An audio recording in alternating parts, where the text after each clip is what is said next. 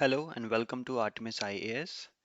In today's Indian Express Explained series, we are having 5 articles and we'll be dealing them one by one. So without wasting any further time, let's get started. So आज हमारे पास आए हैं 5 article. Number 1 is the year of the snake, how Chinese calendar work. Number 2 is tax and the citizen. इसमें हम बात करेंगे कि India का टैक्स स्लैब कैसे हैं, डायरेक्ट टैक्स में क्या प्रॉब्लम है, इनडायरेक्ट टैक्स में क्या प्रॉब्लम है और ओवरऑल जो टैक्स का जो स्ट्रक्चर है वो कैसा है इंडिया में. Then we have why Yamuna in Delhi has high ammonia level. This is for environment.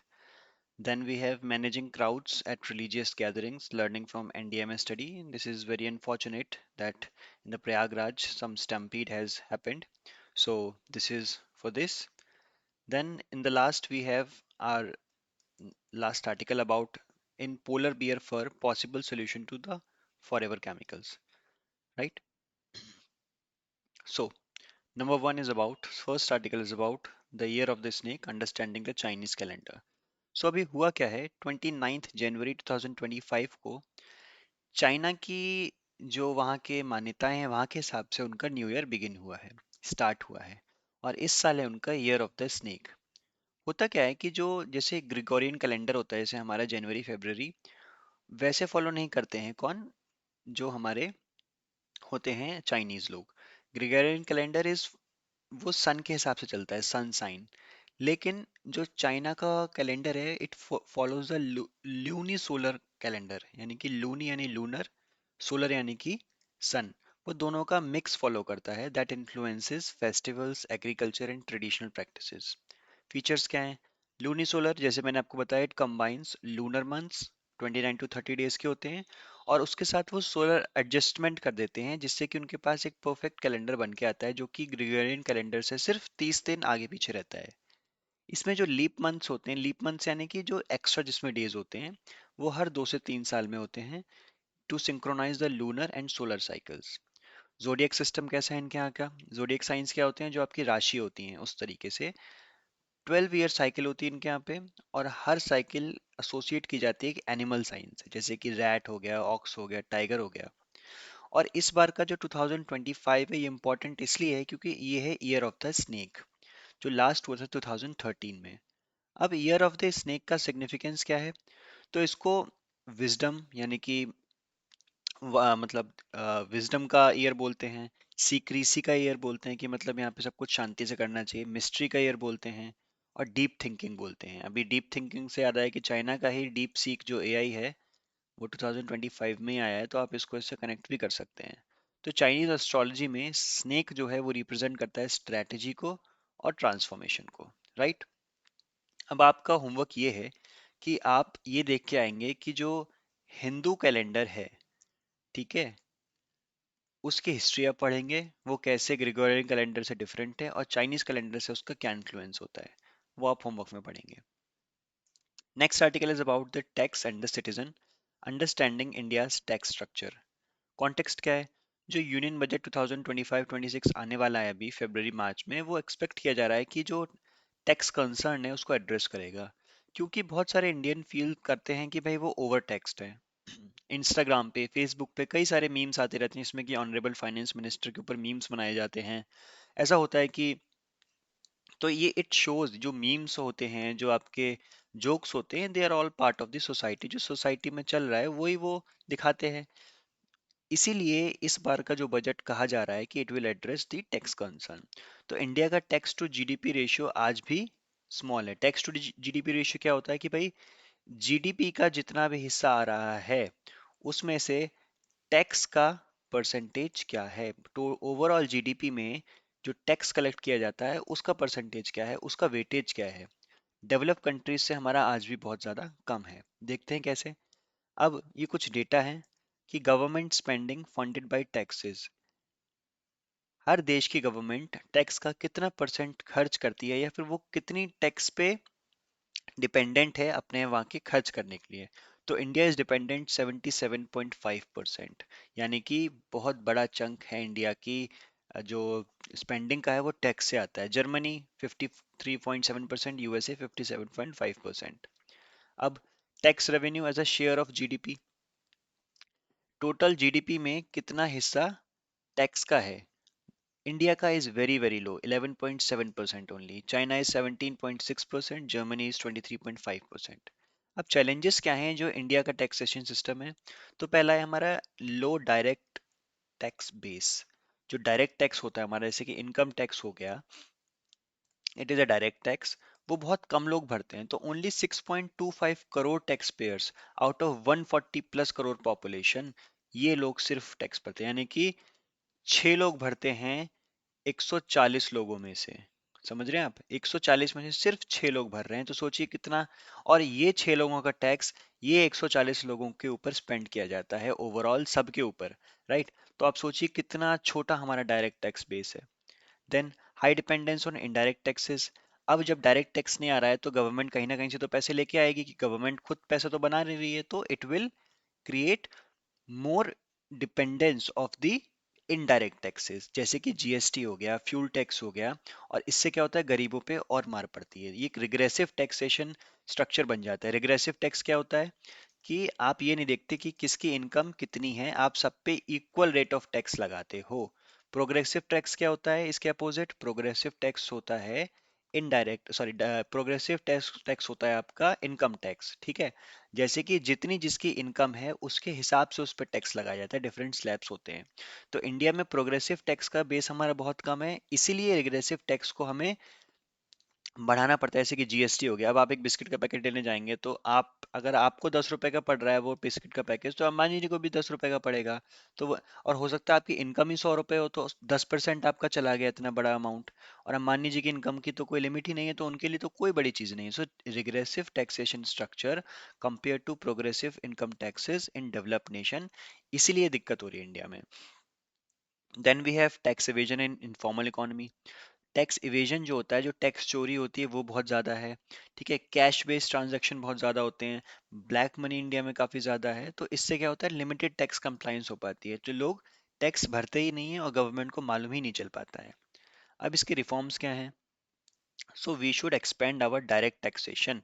हमें इनकम टैक्स बेस को बढ़ाना पड़ेगा, ना कि हम ओवरबर्डन कर सकते हैं एग्जिस्टिंग टैक्स पेयर्स को। हमें उसका बेस बढ़ाना पड़ेगा। अगर 6 लोग थे 140 में से, तो आप उनको भाई 12 करो, उनको आप 20 करो, उनको आप 200 करो, सॉरी, उनको आप 100 करो, आप बढ़ाओ उनको, ठीक है? इसका मतलब नहीं कि 6 पे ही आप और टैक्स बढ़ा दो। अब जो जीएसटी है उसको आपको सिंप्लीफाई करना पड़ेगा, उसकी कंप्लायंस को इजी करना पड़ेगा, और टैक्स रेट को, स्लैब्स को भी रिड्यूस करना पड़ेगा, तभी आपका वो रिग्रेसिव से लेस रिग्रेसिव बनेगा। और आपको टैक्स एडमिनिस्ट्रेशन, यानी कि टैक्स भरना, लोगों को कंप्लाई करना आना चाहिए, ताकि आप टैक्स चोरी को रोक सकें, ठीक है, टैक्स एवेजन को रोक सकें। और उसमें आप यूज कर सकते हैं अपने एआई और बिग डेटा को। अब साथ साथ हमें फ्यूल टैक्सेस को भी कम करना पड़ेगा, जिससे कि इन्फ्लेशनरी इम्पैक्ट पड़ता है, इन्फ्लेशन होता है, फूड प्राइसेस बढ़ते हैं, ठीक है? आई होप आपको समझ में आया होगा। Next article is about why Yamuna in Delhi has a high ammonia level. तो ये इन्वायरमेंट से रिलेटेड टॉपिक है, ठीक है? अब अमोनिया लेवल जो है यमुना रिवर में, वो बहुत ज़्यादा बढ़ गया है, it is beyond the safe limits. और इसीलिए दिल्ली जल बोर्ड को ना चाहते हुए भी वाटर ट्रीटमेंट प्लांट्स को रोकना पड़ा। क्यों? क्योंकि कंटामिनेशन बहुत ज़्यादा बढ़ गया है। अगर सीवेज ट्रीटमेंट प्लांट इसमें काम करेंगे तो उनमें भी खराबी आएगी, और वाटर भी प्योर नहीं होगा, और इससे बहुत ज़्यादा इन्वायरमेंट और हेल्थ रिस्क बढ़ता जा रहा है। कॉजेस क्या है अमोनिया के, क्यों बढ़ रहा है? तो सबसे पहला कॉज है इंडस्ट्रियल एफ्लुएंट्स। तो जो फैक्ट्री हैं हरियाणा और पंजाब की, वो बिना ट्रीट किए उस वाटर को, बिना ट्रीट किए उस गंदे पानी को यमुना में छोड़ देते हैं, राइट? Untreated chemical waste. और क्यों छोड़ रहे हैं? क्योंकि कोई स्ट्रिक्ट रेगुलेटरी इन्फोर्समेंट नहीं है। Next is sewage and domestic water waste. साथ साथ जो पुअरली ट्रीटेड जो सीवेज होता है, घरों से जो निकलता है, वो भी नाइट्रोजन लेवल बढ़ाता है पानी में। अब जो सीवेज होता है, जो आपके फीकल मटेरियल होता है, उसमें नाइट्रोजन होता है, ठीक है? जब नाइट्रोजन बढ़ेगा तो उससे क्या होगा, ऑर्गेनिक कंपाउंड्स बढ़ेंगे। ऑर्गेनिक कंपाउंड बढ़ेंगे तो उसमें ऑक्सीजन की डिमांड बढ़ेगी। इसको बोलते हैं बीओडी, बायोलॉजिकल ऑक्सीजन डिमांड। अब जब बायोलॉजिकल ऑक्सीजन डिमांड बढ़ जाएगी, तो ऑक्सीजन लेवल वाटर का कम हो जाएगा, ठीक है? इससे क्या होता है, ऑर्गेनिक पोल्यूशन बढ़ेगा, रिड्यूस वाटर लेवल टू। अब ऑक्सीजन भी कम होती चली जाएगी, ठीक है? अब क्यों हो रहा है ऐसा?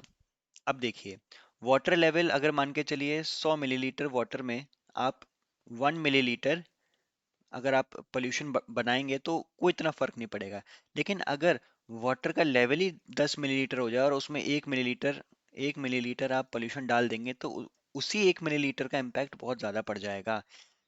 यही बताना चाह रहा हूँ आपको कि जो वाटर लेवल है वो कम हो गया है और पॉल्यूटेंट्स डाइल्यूट नहीं हो पा रहे हैं।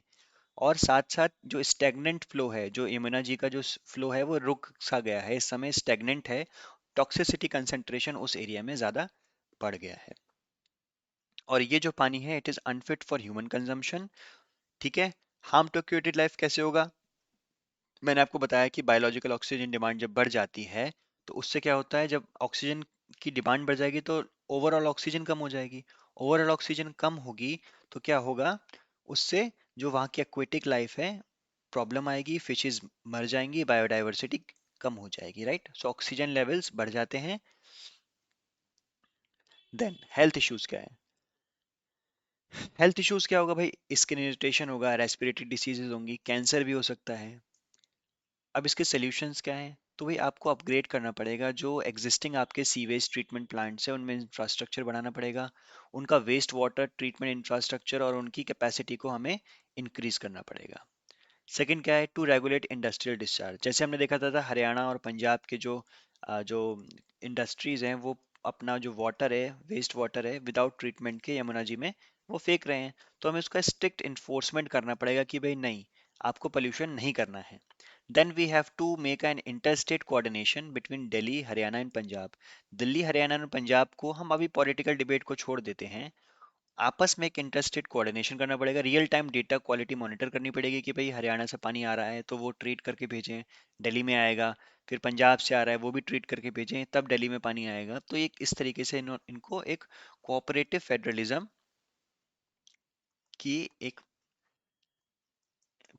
फेडरलिज्म की एक इनको थ्योरी अपनानी पड़ेगी। राइट, जिसमें कि आपस में कोऑपरेट करें। Then fourth one is about managing crowds at religious gathering.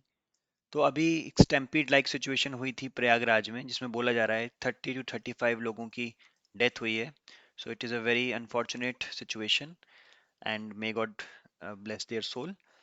Context क्या है? तो नेशनल डिजास्टर मैनेजमेंट अथॉरिटी ने कंडक्ट की एक study on crowd management at religious events. और ये क्यों करी इन्होंने कि सेवरल स्टैम्पीड इंसिडेंट हुए हैं अभी हाल फिलहाल में इंडिया में। Latest one is about at the Prayagraj at Mahakumbh. So की रिस्क क्या है इतनी बड़ी गैदरिंग में कि भाई ओवर क्राउडिंग हो जाती है और नैरो एग्जिट होती है। मान के चलिए ये इतनी बड़ी क्राउड है एक एरिया में और इसकी एग्जिट कितनी है? सिर्फ इतनी सी एग्जिट है। तो इतने सारे लोग जब एकदम से यहाँ से भागेंगे तो क्या होगा, लोगों पे चोट लगेगी, एक दूसरे के ऊपर चढ़ के भागेंगे ये लोग। राइट, तो यहाँ पे हमें इस चीज को ध्यान में रखते हुए स्टडी की गई है कि भाई इसी से स्टैम्पीड होते हैं, सफोकेशन होता है, रिस्क। अच्छा, स्टैम्पीड का मतलब होता है भगदड़, अगर किसी को ना मालूम हो। सफोकेशन होती है और फिर लोगों की डेथ हो जाती है। Then second cause is about poor crowd control planning. तो भाई अगर रिलीजियस गैदरिंग्स हो जाती हैं तो उसमें पुअर क्राउड कंट्रोल होता है। भाई कोई एडिकेट बैरिकेटिंग नहीं होती है, कोई साइन नहीं लगाए जाते कि यहाँ से निकलना है, कि एक और द्वार भी है। कभी कभी होता है ना कि एक और गेट है, लेकिन लोग भगदड़ ऐसी मचती है कि सब लोग इधर से ही भागते हैं, कोई इसका ध्यान ही नहीं देता है। तो साइनेज का होना इंपॉर्टेंट है, मॉनिटरिंग होनी चाहिए सीसीटीवी के थ्रू। राइट, तो ये नहीं है, इसीलिए स्टडी लेके आई है इंडिया में नेशनल डिजास्टर मैनेजमेंट अथॉरिटी। फिर lack of emergency response measure, कि भाई वहाँ पे स्लो इवैक्यूएशन होता है, पर्सनल ट्रेंड नहीं होते हैं, फायर डिपार्टमेंट की ट्रेनिंग नहीं होती है जो जिसको करना चाहिए इवैक्यूएशन। राइट, देन अब एनडीएमए की रिकमेंडेशन क्या है जो उन्होंने स्टडी दी है? तो it said that urban planning for religious sites, कि भाई इसका प्लानिंग करनी चाहिए, वाइडर पाथवे बनाने चाहिए, बड़ी बड़ी चौड़ी सड़कें बनानी चाहिए, मल्टीपल एग्जिट्स होनी चाहिए। राइट, और सेपरेट एंट्री और एग्जिट पॉइंट होनी चाहिए। अगर यहाँ से आप एंट्री करें तो सिर्फ यहाँ से एंट्री ही होगी, एग्जिट बाहर से होगी, इस गेट से एग्जिट नहीं होगी, वन वे होना चाहिए ये।